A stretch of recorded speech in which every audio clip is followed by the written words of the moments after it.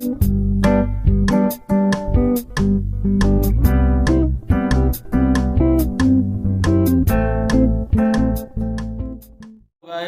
this is Aryan sir. Welcomes you all to my YouTube channel AJ English Classes. Guys जैसे कि आपको पता है कि अभी मैं समरी की सीरीज लेकर आया हूँ क्लास 12 बिहार बोर्ड के लिए। जैसा कि मैंने आपको अपने पिछले वीडियो में बताया था, जो मैं आपको बारी बारी टोटल प्रोज और पोएट्री के टोटल समरी करवाऊंगा।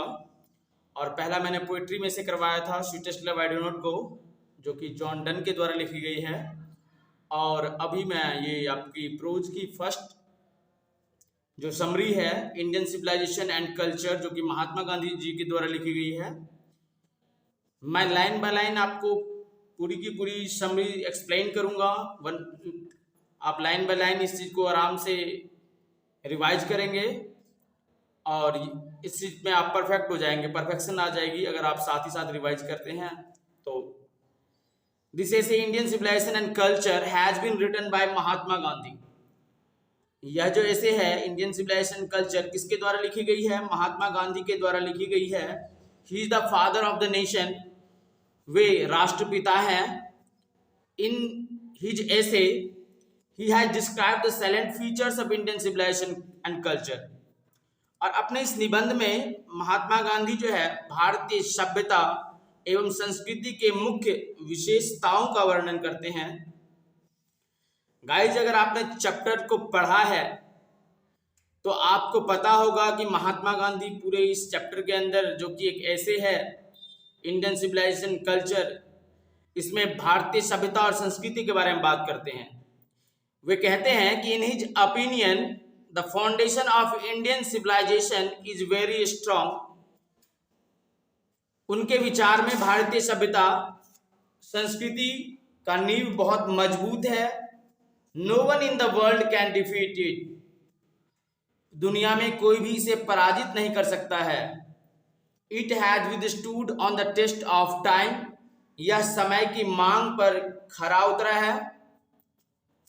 दो इट इज अनचेंज्ड, यद्यपि यह अपरिवर्तनीय है। अपरिवर्तनीय मतलब होता है जो बदल नहीं सकता है। It is the most ancient and strongest civilization. Gandhi ji का कहना है कि यह सबसे पुरानी और मजबूत सभ्यता है। Neither the old civilization of Rome and Greece nor the modern civilization can match Indian civilization. यानी कि न तो रोम और ग्रीस की पुरानी सभ्यता, न ही कोई आधुनिक सभ्यता भारतीय सभ्यता की बराबरी कर सकता है।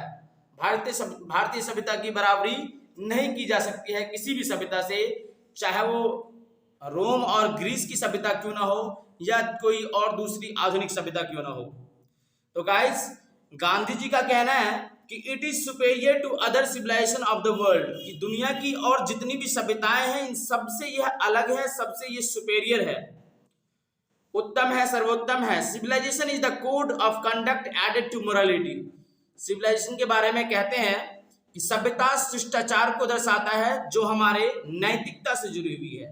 गांधी जी का कहना है कि civilization is the code of conduct added to morality, यानी कि जो हमारी सभ्यता है वो किस चीज से जुड़ी हुई है? मोरालिटी से जुड़ी हुई है, नैतिकता से जुड़ी हुई है। It elevates our morality. जो हमारी सभ्यता है वो क्या करती है? हमारे नैतिकता को ऊपर उठाती है, ठीक है। जबकि जो वेस्टर्न सिविलाइजेशन है, the western civilization on the other hand is based on the worship of material and increase of wants. दूसरी ओर जो पश्चिमी सभ्यता है वास्तुवाद की पूजा और इच्छाओं की वृद्धि पर आधारित है। They have no faith in divine power. और दैविक शक्ति में उनका विश्वास नहीं है, दैविक शक्ति में उनका विश्वास नहीं है। जबकि our ancestors liked village life against city life. हमारे पूर्वज शहरी जीवन के तुलना में ग्रामीण जीवन में विश्वास करते थे। They practice the true home rule. और वे सादा जीवन, वास्तविक आनंद घर में रहकर जीने में पसंद करते थे। They believed in the use of hands and feet. वे हाथ और पैर के इस्तेमाल में विश्वास रखते थे। देयर वांट्स वर लिमिटेड, और उनकी जो इच्छाएं थी वो क्या थी, सीमित थी। सो दे वर हैप्पी, और इसलिए वे लोग क्या थे, खुश थे, अतः वे खुश थे। Simple living and high thinking was the motto of their life, और उनके जीवन का जो लक्ष्य था वो क्या था, सादा जीवन और उच्च विचार, जो उनके जीवन का लक्ष्य था। Mahatma Gandhi tells there is no harm in assimilating good things from other countries civilization, और महात्मा गांधी कहते हैं कि दूसरे देशों की सभ्यता से कुछ अच्छा चीज आत्मसात करना गलत नहीं है।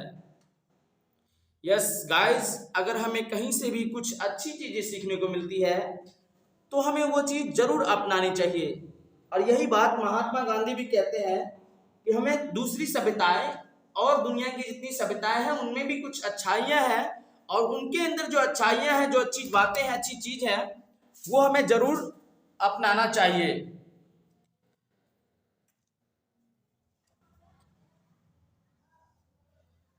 So guys, our civilization is suited to our needs and environment. हमारी सभ्यता जो है वो हमारे आवश्यकता एवं वातावरण के अनुसार है, और वो हमें उसके अनुकूल है, और वो हम पे सूट करता है।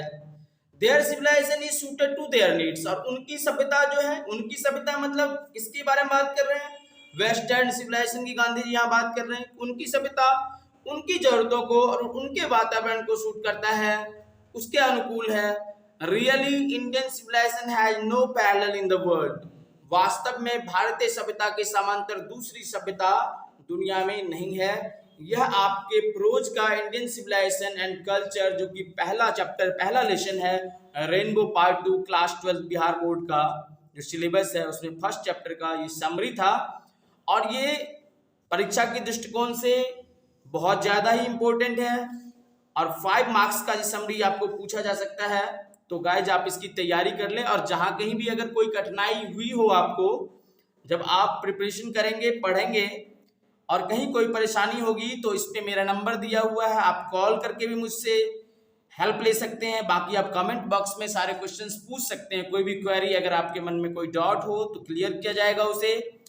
और वीडियो पसंद आए तो उसको लाइक कीजिए, चैनल सब्सक्राइब अगर अभी तक नहीं किए हैं तो उसे चैनल को सब्सक्राइब कीजिए। अगर आप क्लास 12 के स्टूडेंट हैं या आप इंग्लिश सीखना चाहते हैं तो सब कुछ यहाँ फ्री ऑफ कॉस्ट मिलेगा।